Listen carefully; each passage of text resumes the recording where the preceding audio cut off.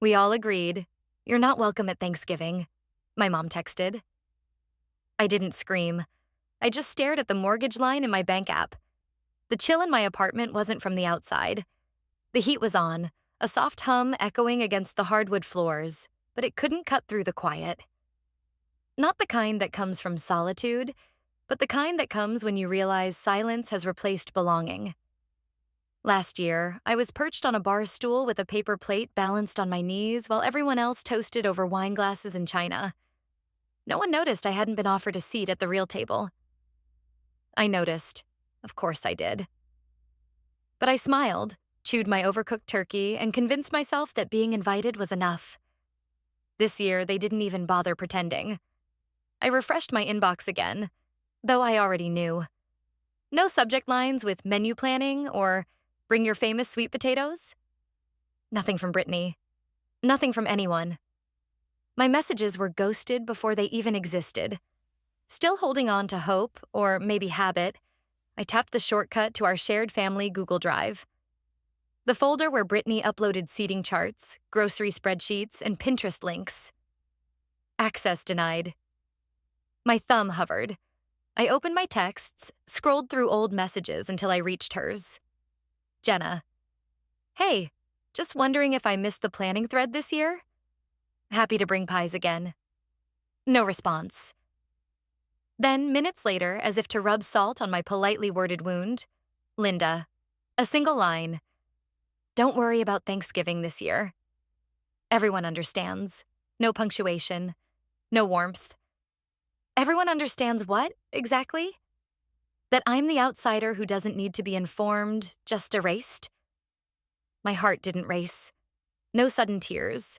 Just a numbness that moved in like fog, covering everything I once recognized as home. I tapped open the budgeting spreadsheet that had kept me grounded for the past 3 years. The same one I checked every Friday morning before the auto drafts hit. Mortgage, $1,814.27. Due, first of each month. Status, paid, October. Paid, September. Paid, August. 36 green check marks, 36 months. I scrolled slowly through them, past notes I'd written in the margins. Split cost with mom? Never paid. Asked Brittany to send her half? She forgot. Should I stop? I didn't. They lived there, ate there, slept soundly under the roof I funded. I hadn't lived in that house since grad school. But when Dad got sick and they were tight, I offered to help. Then I just kept helping. They called it supporting family. I called it survival, pretending I still mattered. And yet, here I was. Not even deemed necessary enough for a folding chair in the corner. I closed the app. My thumb lingered on the lock button, but I didn't press it. I just let the phone dim into black. A mirror for the weight inside my chest. A memory flickered. Mom saying, "Family shows up for each other," as she handed Brittany another slice of pie last year. I'd washed all the dishes while they played charades in the living room. No one asked if I wanted to join. I was the dishwasher, the donor, the ghost in their holiday photos. The heater clicked off. The apartment sighed into stillness. I wrapped the throw blanket tighter around me, not for warmth, but for something like comfort. This wasn't sudden. It had always been this way. They were just no longer pretending. I whispered to no one. Why am I still paying for a life I'm no longer invited to? There wasn't a fight. There wasn't a mistake. Just a clean, unanimous deletion. My laptop screen cast a dull blue glow across the living room, the only light in the apartment. Midnight had come and gone, but sleep was not even a possibility. I sat cross-legged on the floor, wrapped in a sweater that still carried the scent of Thanksgiving 3 years ago, the last one where I had a seat. The old photo album was a zipped folder on my desktop, one I hadn't touched in years. I clicked it open. Images unfolded like brittle memories. Brittany holding a turkey tray, Savannah decorating sugar cookies, Uncle Drew snoring on the couch. And me, 3 years ago, grinning beside a poorly lit punch bowl. That was the last time I was in the frame. The newer albums, ones I had never been sent, told a different story. They danced across Facebook and Instagram, curated perfection. Same house, same kitchen, same gaudy cornucopia centerpiece. But there was no seat for me. Not even a ghostly blur of my outline in the background. No placeholder. Not even a folding chair tucked near the patio door. My stomach tightened as I reopened the legal file folder I'd buried in my email archive, the one labeled House Stuff, 2020. I scrolled past the lease memos, contractor receipts, the mortgage cosign confirmation. There it was, my name next to the monthly obligation. And yet, the title deed only had two names, Linda Harper and Brittany Harper. No mention of the third ghost on the ledger. I blinked slowly, the sharp edge of the betrayal cutting deeper now that it wore official ink. I'd never missed a payment. They'd never missed a chance to forget I existed. My fingers hovered before I typed Granddad into the search bar. His voice came back like wind through leaves, soft, reverent. You'll have your share when the time comes. But the time never came. He passed 2 months later. I was the one who found the note in his desk about setting up a trust. Brittany said she'd handle it with Mom. I believed her. I was stupid. Ping. A new email landed in my inbox. Subject, audio file. Sender, Ellie Harper. I blinked again. Ellie barely spoke. She lived in Chicago and only came home for funerals. We hadn't talked in over a year. No message body, just an attachment titled livingroomrecording.m4a. I hesitated. Then I hit play. The background sounded like clinking glass. Laughter, then voices, sharp, clear. Brittany. She's cold and calculated. She keeps score like it's a ledger. Linda. She's not family. She's just convenient. The word struck harder than any slap. My breath caught halfway between inhale and disbelief. Convenient? As in financially useful? Disposable? I stopped the recording. My fingers shook, but not from shock anymore. From precision. I opened Google Drive, created a new folder, and named it Exit Plan. The file slid into it with a satisfying thunk. Let them toast to unity. Let them smile at each other across my mortgage payments. They thought they deleted me. They didn't realize I kept receipts. They voted me out. But the bank still took my money. The cursor blinked on the screen, steady and indifferent while the numbers stared back at me. It was a dashboard of betrayal.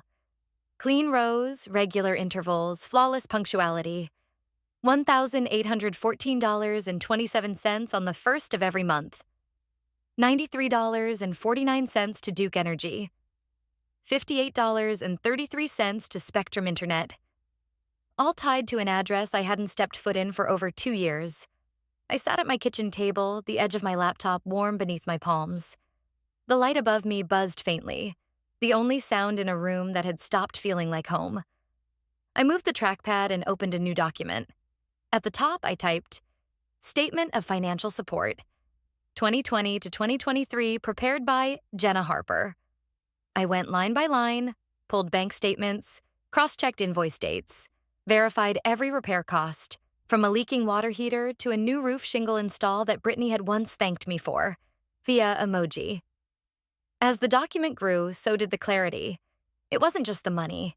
It was the silence in return, the absence of acknowledgement, the way I'd been folded out like a page no longer needed. The email from Ellie still sat unread after the audio file. I finally opened it. Just one line this time. Ryan's in one of the other clips. He says something about the bank. Might be useful. Attached was another file. I saved it but didn't play it. Yet. Instead, I organized the receipts, the emails, screenshots of Brittany's posts, smiling in front of the house on Mother's Day, thanking Mom for always keeping us safe and warm. I created a folder labeled Evidence and another labeled Liabilities.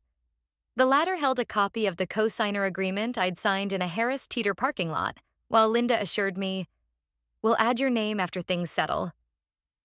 Things never settled. They just solidified without me. I took a breath and logged into my bank. Clicked on the mortgage auto draft settings. The screen offered two options: pause or cancel. I chose pause. For now. It was cleaner, left less noise. My thumb hovered over the final confirmation button. I clicked. The screen flashed. Auto draft paused. Effective immediately. Then came the dominoes. Duke Energy. Pause. Spectrum. Cancel. City Water. Pause. I watched the green toggles switch to gray one by one, like a series of lights flickering out in a house far away. I didn't shake. I didn't cry. I wasn't angry. I was done. Not with vengeance. With illusion. A final file joined the drive. Exit plan. Final.pdf. Backed up twice. Once to my private Google Drive. Once to a secure flash drive tucked into the back of a photo frame. Insurance, just in case. The weight in my chest didn't lift. It shifted. From helplessness to control. From ache to action. My laptop fan purred as I shut the lid. The room around me felt quiet again, but it wasn't empty. It felt ready. Let's see what their holiday spirit looks like without heat or light. 6:14 p.m. My phone buzzed. Power just went out. Mom is freaking. I took a slow sip of tea. Steam curled around my face as I stared out the window. The early November darkness folding neatly over Raleigh. Inside, my apartment was quiet, bathed in warm amber light from the single floor lamp in the corner. I liked it this way. Soft, still, undemanding. Another buzz. I picked up my phone, thumbed the screen. It was a group message thread I hadn't been part of in weeks. Must have been a mistake. Brittany had forwarded something by accident. Brittany. Who forgot to pay the electric? Ryan. I thought Mom was still doing the drafts. Savannah. Guys, I'm literally freezing and the oven won't work. Brittany. Someone called Duke Energy now. I opened a new tab and pulled up my email archive. The subject line stood out like a headline. Service cancellation confirmation, Duke Energy effective, November 23rd, 2023 at 6 p.m. right on schedule. I placed the mug down on its coaster and tapped open Drive. A new folder joined the others. Exit evidence. Final phase. Inside, I uploaded the screenshots of the group chat, the cancellation receipts, and the clipped Instagram story Savannah had posted 10 minutes earlier. The video was shaky, her flashlight swinging wildly as she narrated the Thanksgiving nightmare in a tone more annoyed than concerned. The caption read, "Literally dead." This is what we get for trying to be a family. I watched it twice, emotionless. My screen dimmed. A private message from Brittany popped up. Brittany, did you do this? I didn't answer. I simply closed the message and logged out. This wasn't a tantrum. It was a correction. They had spent years building a house on my back, convincing themselves it was their foundation. They thought silence made me harmless, that my absence meant irrelevance.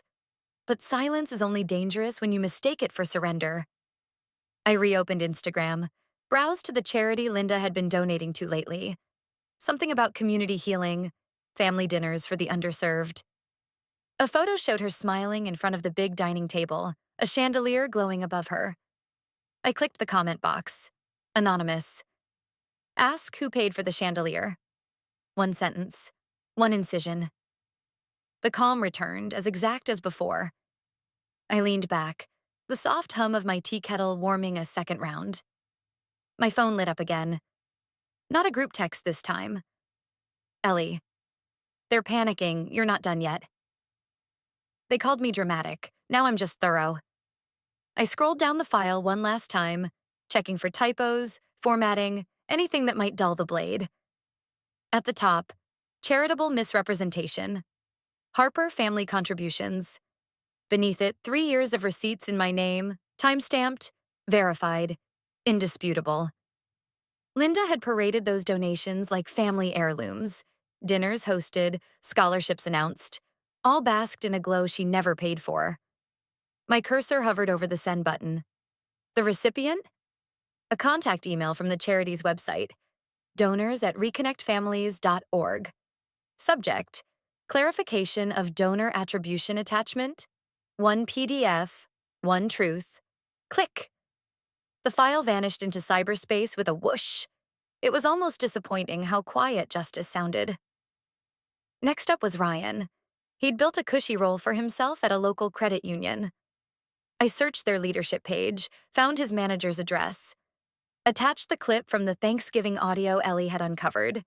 His voice, unmistakable, laughing. "We just keep Jenna around to clean up the mess.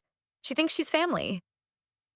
Subject: regarding Mr. Ryan Harper, conflict of interest concerns. Attachment: MP3 file, transcript, and co-signed loan agreement Jenna had never defaulted on. Send. The third was for the public, a local journalist who covered untold stories behind polished walls. I kept the message brief.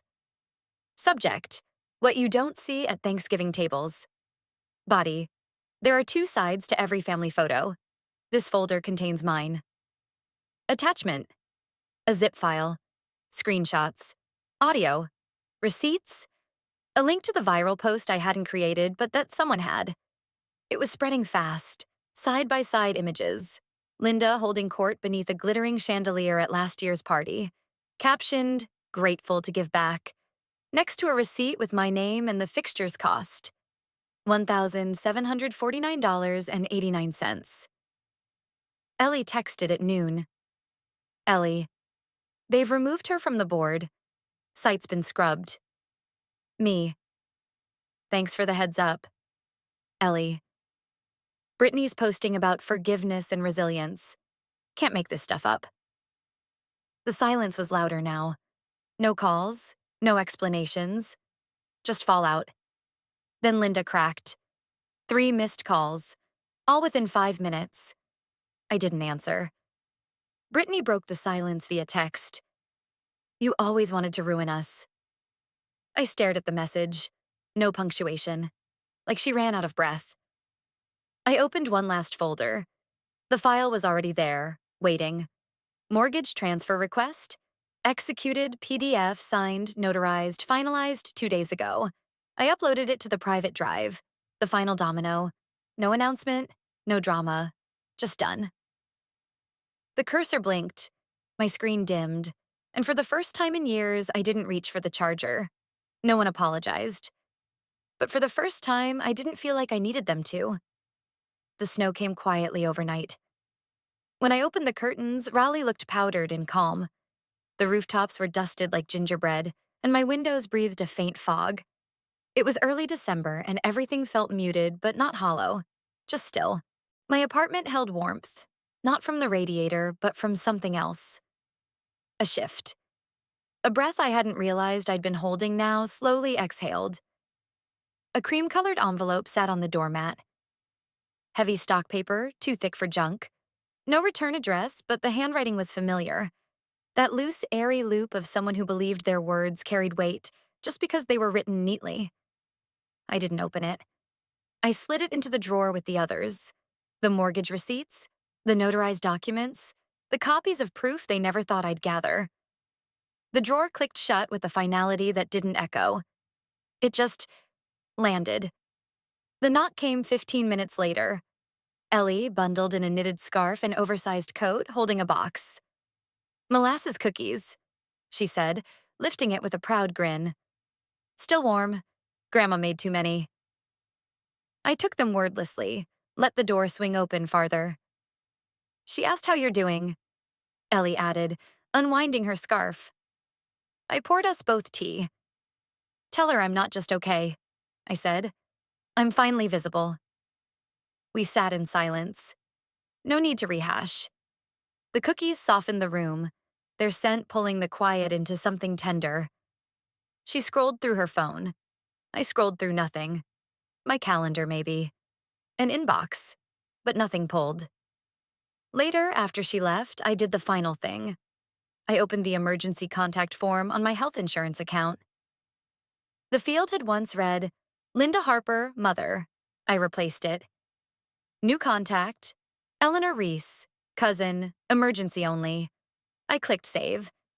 Then I pulled up the application for the nonprofit event I'd bookmarked weeks ago. Title of submission: Financial Ghosts, The Price of Invisible Daughters. Abstract: We don't always scream. Sometimes we pay. And we keep paying until silence feels like a tax. This talk is about the invoice, and the exit. Submit. Evening settled in slowly, like a soft blanket across the city. I folded a final set of documents, the mortgage release agreement, into an envelope and sealed it. A signature was the only thing left. I signed in blue ink. It felt like signing the end of a novel no one else knew I'd been writing. Outside, the wind bit through my sleeves, but it didn't sting. Not really. Just reminded me I was alive. They probably still don't believe I'd walk away. Let them. The holidays came and went like they always did. Sparkly and loud for some, silent and small for others. For the first time, I didn't feel like I was standing outside a window, watching someone else's warmth. I created my own. It started small. A different playlist. New kitchen towels that didn't smell like childhood or obligation. I bought a pine-scented candle, even though I used to roll my eyes at them. I baked shortbread cookies and shared them with neighbors. No elaborate tree, no garlands, but I strung soft lights around the curtain rod. My apartment looked like mine.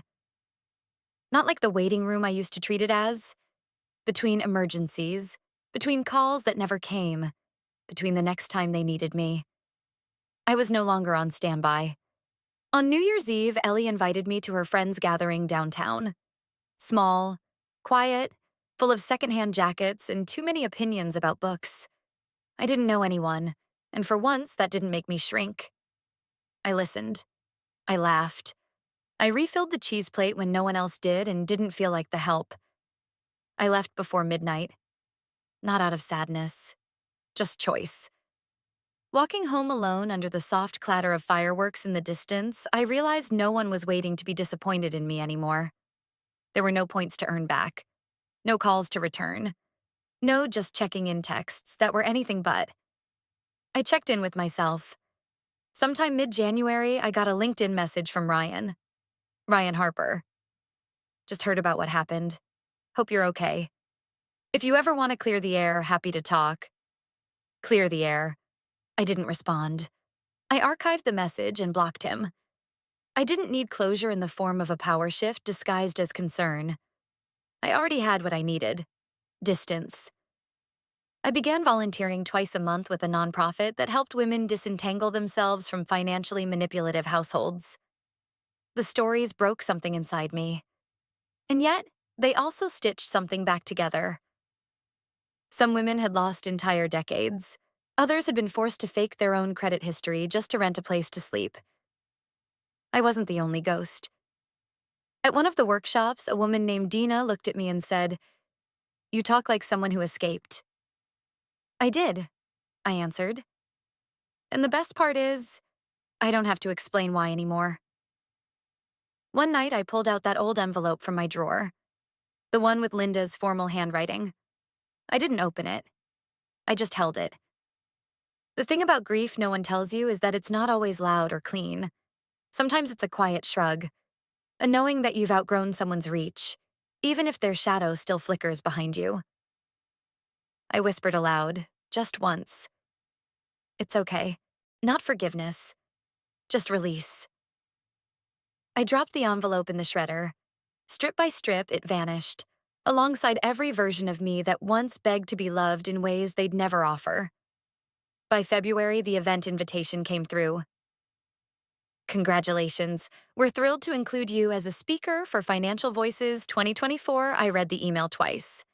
Then again, I wasn't nervous. I was ready. When I stood on that stage weeks later in a community center strung with budget fairy lights, I didn't shake. I told my story without theatrics. No names, just patterns. I used to believe being the responsible one would protect me, I said. Turns out it just made me useful. Until I stopped showing up. And then, I finally saw what was real. A woman in the third row wiped her eyes. I don't regret the money. I regret the silence. I regret waiting for apologies I never asked out loud for, but I don't anymore. I'm done writing invoices for love. Applause didn't swell. It arrived quietly, like dawn. Slow, certain, honest. Back home that night, I sat by the window, the one I used to glance out of while imagining they might show up, apologize, explain. No one did. But the snow was falling again. Soft, deliberate. The street lamp outside flickered just enough to catch the flakes midair. It felt cinematic, in a way I used to think only belonged to other people's lives. Now, it was mine. I made tea. Chamomile this time. And for the first time, I didn't check my phone. Didn't scroll. Didn't wonder what they were doing. I just sat. And breathed. And stayed. The world didn't end when I walked away. It began. Even after the lights dimmed and the voices fell silent, the truth stood untouched. Documented, delivered, and undeniable. What was once quiet endurance turned into strategic reckoning, and every forgotten receipt became a weapon of memory. Justice didn't knock. It was emailed, signed, and sealed. Like frost that cracks the strongest glass, even the most polished lies shatter when exposed to cold, unwavering truth. Like, share, and subscribe if this story moved you. And comment 1 if you've ever felt the weight of invisible battles.